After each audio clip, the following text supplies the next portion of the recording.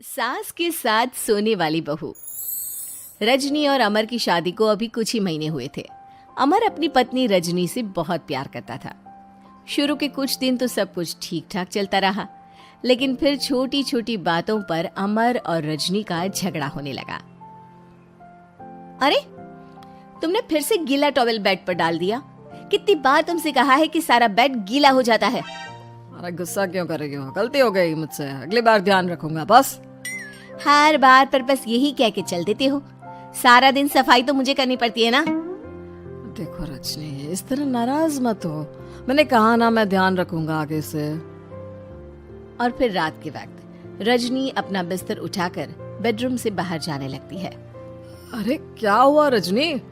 सुबह वाली बात पर अभी तक नाराज हो क्या? नहीं, ऐसी कोई बात नहीं है।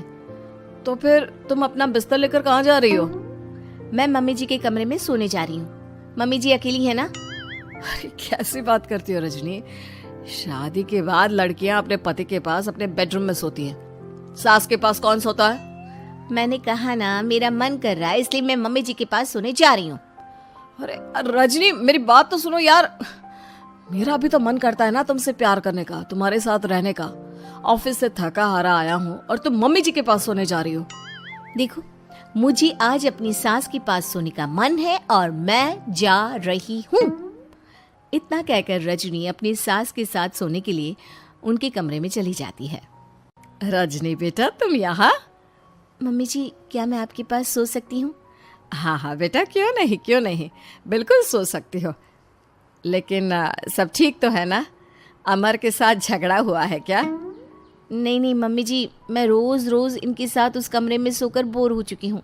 थोड़ा सा चेंज हो जाएगा इसलिए आपके पास सो जाती हूँ। आपको कोई ऐतराज हो तो बता दीजिए। अरे नहीं नहीं बेटा, ऐसी कोई बात नहीं, सो जाओ। और फिर अगले दिन। अमर बेटा, तुम्हारा रजनी के साथ कोई झगड़ा हुआ है क्या? नहीं तो मम्मी, ऐसे तो कोई बात नहीं है। क्यों, क्या हुआ? अरे वो कल रात मेरे कमरे में सोने आ गई थी तो मुझे लगा सब ठीक तो है ना बेटा? नहीं मम्मी जी, वो ऐसी बस उसका मन किया होगा। कह रही थी कि मम्मी अकेली है इसलिए आपकी चिंता हो रही थी। पर अगली रात को फिर से रजनी अपना बिस्तर उठाकर सास के कमरे में पहुंच जाती है। रजनी बेटा, आज फिर से मेरे पास सोने आ गई। मम्मी जी, आपको मेरा अपने पास आना अच्छा नहीं लगता? अगर ऐसी बात है तो मैं बाहर ड्राइंग रूम में चली जाती हूँ। अरे नहीं नहीं बेटा, ऐसा कुछ नहीं है। पर अमर अपने कमरे में अकेला होगा ना? अरे तो वो कौन से 6 महीने के छोटे दूध पीते बच्चे हैं, उनको डर थोड़ी ना लगता है। इतने बड़े हो गए हैं, 1-2 दिन अकेले सो लेंगे तो कुछ बिगड़ नहीं जाएगा। और इस तरह फिर तो ये रोज की बात हो गई। रजनी रोज अपना बिस्तर उठाती, अपनी सास के पास आकर सो जाती। सास उससे कुछ इसलिए नहीं कहती है क्योंकि उसे लगता है कि बहू बुरा मान जाएगी। एक दिन सुबह सुबह, माँ मेरे लिए चाय बना दो, ऑफिस जाने का टाइम हो रहा है। अरे बेटा, तो रजनी से क्यों नहीं कह देते? मुझे उससे बात करने का बिल्कुल भी मन नहीं है। अरे आखिर क्या बात है बेटा, तुम इतने उदास क्यों लग रहे हो?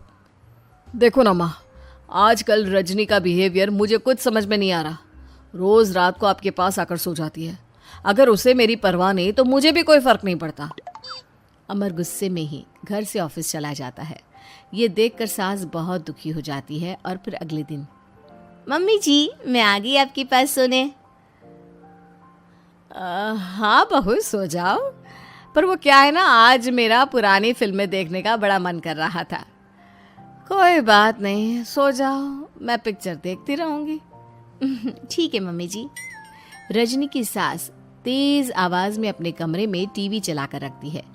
इसकी वजह से रजनी को नींद नहीं आती, लेकिन वो पूरी रात करवट बदल बदल कर सोने की कोशिश करती रहती है। सास को लगता है कि अब रजनी उसके कमरे में सोने नहीं आएगी, लेकिन अगली रात फिर रजनी उसके कमरे में सोने के लिए पहुंच जाती है। मम्मी जी, मैं आ गई। अरे बेटा, मुझे लगा कि कल तुम ठीक से सो नहीं पाई थी। जाओ अपने कमरे में आराम से सो जाओ ना बेटा। अरे नहीं मम्मी जी, कोई प्रॉब्लम नहीं है। इतना कहकर रजनी फिर से अपनी सास के कमरे में सो जाती है। आधे घंटे बाद, बेटा जरा मेरे पैरों पर तेल तो लगा दे। ठीक है मम्मी जी। रजनी अपनी सास के पैरों पर तेल लगाकर जैसे ही सोने लगती है, आधे घंटे बाद फिर से। बहू, मेरे सर में बहुत दर्द हो रहा है, जरा मेरा सर तो दबा दे। ठीक है मम्मी जी, दबा देती हूँ। बहुत जोर से नींद आ रही है।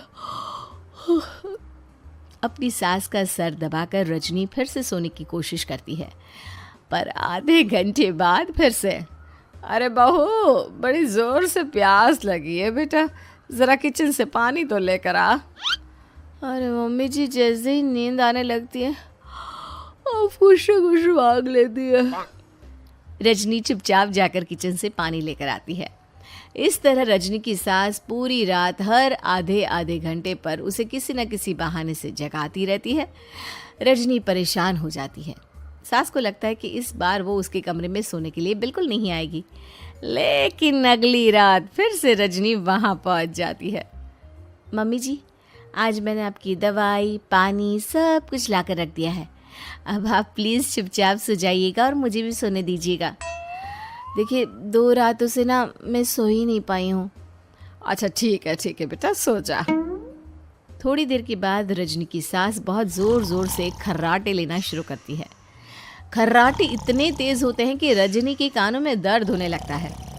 हे भगवान, मम्मी जी को क्या हो गया है? क्या करूँ, कहाँ जाऊँ मैं? परेशान होकर रजनी वापस अपने कमरे में जाती है। रजनी, आज तो बहुत दिनों के बाद अपने बेडरूम में सोने आई हो। आ जाओ आ जाओ, वैसे भी तुम्हारे बिना मेरा मन नहीं लगता। क्या करती, तुम्हारी मम्मी के खर्राटों ने तो मेरी नींद उड़ा कर रखी है। अब मुझे यहीं पर सोना पड़ेगा। अगली सुबह। अरे रजनी बेटा, रात को कहाँ चली गई थी? मैं तुम्हें कितना ढूंढ रही थी, मैं तो डर ही गई थी। मेरी बहू न जाने कहाँ चली गई। कहाँ जाती मम्मी जी, अपने कमरे में गई थी। और आजकल ना आप मुझे जानबूझकर बहुत परेशान करती हैं। अगर मुझसे कोई गलती हो गई हो तो सीधे सीधे क्यों नहीं कह रही हैं?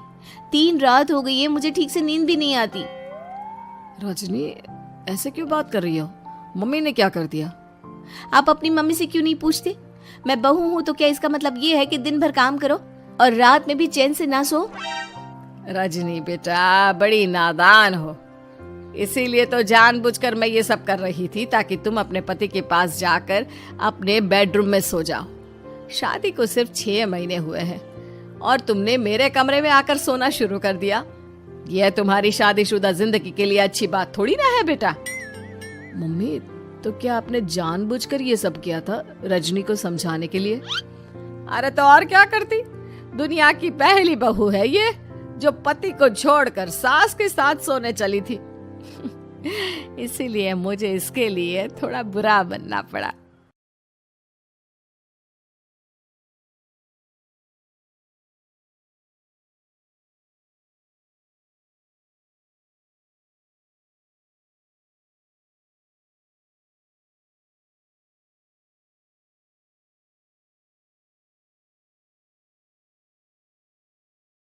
वीडियो को लाइक, शेयर और सब्सक्राइब करना ना भूलें।